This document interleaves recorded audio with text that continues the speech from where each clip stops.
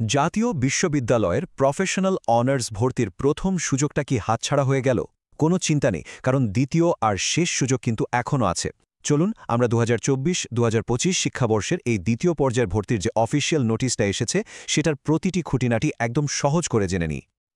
হ্যাঁ, এই বিশেষ ব্যবস্থাটা কিন্তু ঠিক তাদের জন্যই যারা প্রথম ধাপে কোনো কারণে আবেদন করতে পারেননি। তো এই দ্বিতীয় সুযোগটা কেন এতটা জরুরি আর কিভাবে এটা ভর্তির স্বপ্ন পূরণে সাহায্য করতে পারে সেটাই আমরা আজকে বিস্তারিতভাবে দেখব।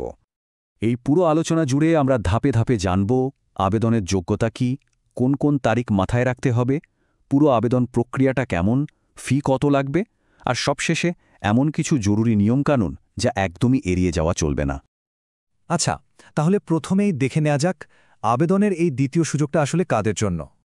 নোটিশটাতে একদম পরিষ্কার করে বলা আছে, এটা হলো 2024-2025 সেশনের প্রফেশনাল অনার্স প্রোগ্রামে ভর্তির জন্য দ্বিতীয় ধাপের অনলাইন আবেদন। মানেটা কি? মানে হলো যারা একদমই প্রথমবার আবেদন করতে পারেননি তাদের জন্য এটা নতুন করে শুরু করার একটা দারুণ সুযোগ। এখানে একটা ব্যাপার কিন্তু একেবারে পরিষ্কারভাবে মাথায় রাখতে হবে, যারা প্রথম পর্যায়ে একেবারে আবেদন করেননি শুধু তারাই এই সুযোগটা পাচ্ছেন। যদি আগে আবেদন করা হয়ে থাকে তাহলে কিন্তু নতুন করে আর কিছুই করার নেই। এবার আসা যাক সবচেয়ে জরুরি অংশে, তারিখগুলো। ভর্তির ক্ষেত্রে কিন্তু টাইমিংটাই সবকিছু, তাই না? সঠিক সময়ে সঠিক কাজটা করা খুবই জরুরি, কোনোভাবেই যেন ডেডলাইন পার হয়ে না যায়। পুরো প্রক্রিয়াটা টাইমলাইনটা একটু ভালো করে খেয়াল করতে হবে। দেখুন, আবেদন শুরু হচ্ছে 17 নভেম্বর বিকেল 4টা থেকে আর শেষ হচ্ছে 20 নভেম্বর ঠিক মাঝরাতে। এরপর কলেজে ফর্ম আর ফি জমা দেওয়ার লাস্ট ডেট হল 22 নভেম্বর। কলেজ আপনার আবেদনটা কনফার্ম করার জন্য সময় পাবে 23 নভেম্বর পর্যন্ত। আর একদম শেষে কলেজ কর্তৃপক্ষ জাতীয় বিশ্ববিদ্যালয়ে ফি জমা দেবে 27 নভেম্বরের মধ্যে। তারিখগুলো আরেকবার একটু গুছিয়ে দেখে নেওয়া যাক। অনলাইনে আবেদনের সুযোগ থাকছে 17 থেকে 20 নভেম্বর। কলেজে ফর্ম আর ফি জমা দেওয়ার সময়টা হলো 18 থেকে 22 নভেম্বর। আর কলেজ আপনার আবেদনটা অনলাইনে কনফার্ম করবে 18 থেকে 23 নভেম্বরের মধ্যে। মানে প্রত্যেকটা কাজের জন্যই কিন্তু একটা নির্দিষ্ট সময় বেঁধে দেওয়া আছে। তো তারিখ তো জানা হয়ে গেল, এবার চলুন ধাপে ধাপে পুরো আবেদন প্রক্রিয়াটা দেখে নিই, যাতে কোনো ভুল ত্রুটি না হয়। প্রসেসটা কিন্তু খুবই সহজ, মাত্র 4টা ধাপ। প্রথমে জাতীয় বিশ্ববিদ্যালয়ের ওয়েবসাইটে গিয়ে অনলাইনে ফর্মটা ফিল করতে হবে। এরপর পূরণ করা ফর্মটা প্রিন্ট করে নিতে হবে। 3 নম্বর ধাপে ওই প্রিন্ট করা ফর্ম আর আবেদন ফি আপনার পছন্দের কলেজে জমা দিতে হবে। আর একদম শেষে আপনার কলেজ থেকে আবেদনটা কনফার্ম করা হলো কিনা সেটার খোঁজ নিতে হবে। এই পুরো আবেদন প্রক্রিয়াটা শুরু করতে হবে জাতীয় বিশ্ববিদ্যালয়ের ভর্তির অফিসিয়াল ওয়েবসাইট থেকে।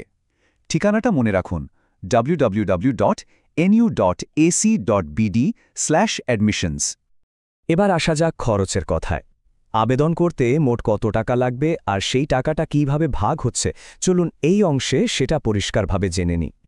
নোটিশ অনুযায়ী প্রাথমিক আবেদনের জন্য মোট ফি হল 800 টাকা। এই টাকাটা প্রিন্ট করা আবেদনপত্রের সাথে আপনার পছন্দের কলেজে জমা দিতে হবে। এই যে 800 টাকা, এটা কিন্তু 2টা ভাগে ভাগ হয়ে যাবে। এর মধ্যে 600 টাকা চলে যাবে সরাসরি জাতীয় বিশ্ববিদ্যালয়ের ফান্ডে, আর বাকি 200 টাকা পাবে সংশ্লিষ্ট কলেজ। আমরা প্রায় শেষের দিকে চলে এসেছি। এই অংশে আমরা এমন কিছু গুরুত্বপূর্ণ নিয়ম নিয়ে কথা বলবো যেগুলো না মানলে আবেদনটা বাতিল হয়ে যেতে পারে, তাই এই অংশটা খুব মনোযোগ দিয়ে শুনতে হবে। প্রথমেই রিলিজ স্লিপ জিনিসটা কি সেটা বুঝতে হবে। সহজ কথায় যারা সরাসরি মেধা তালিকায় সুযোগ পান না তাদের জন্য রিলিজ স্লিপ হলো একটা দ্বিতীয় সুযোগ।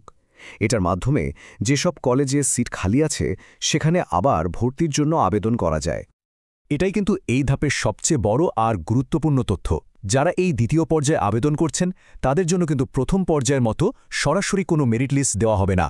তাদের ভর্তির সুযোগ পেতে হলে অবশ্যই, আমি আবার বলছি, অবশ্যই রিলিজ স্লিপের মাধ্যমেই আবেদন করতে হবে। আরেকটা বিষয় খুব ভালোভাবে খেয়াল রাখতে হবে, কলেজকে কিন্তু 23 নভেম্বরের মধ্যে আপনার আবেদনটা অনলাইনে কনফার্ম করতেই হবে। প্রয়োজনে কলেজের সাথে যোগাযোগ করে ব্যাপারটা নিশ্চিত হয়ে নেওয়াটা কিন্তু একটা ভালো বুদ্ধি।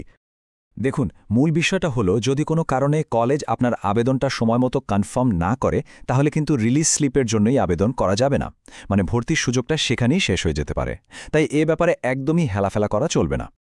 নোটিশের এই লাইনটা মনে করিয়ে দেয় যে এটা একটা অতিরিক্ত সুযোগ ঠিকই, কিন্তু ভর্তির যে মূল নিয়মকানুনগুলো ছিল সেগুলো আগের মতোই থাকছে। অর্থাৎ 30শে জুলাই যে মূল বিজ্ঞপ্তিটা এসেছিল সেটার সব শর্ত এখানেও প্রযোজ্য হবে। আশা করি পুরো প্রক্রিয়াটা এখন সবার কাছে একদম পরিষ্কার। সব তথ্য এখন হাতের মুঠোয়। তাহলে পরবর্তী পদক্ষেপটা নেওয়ার জন্য সবাই প্রস্তুত তো? এই সুযোগটা কাজে লাগিয়ে নিজের ভবিষ্যৎ গড়ার পথে এগিয়ে যান।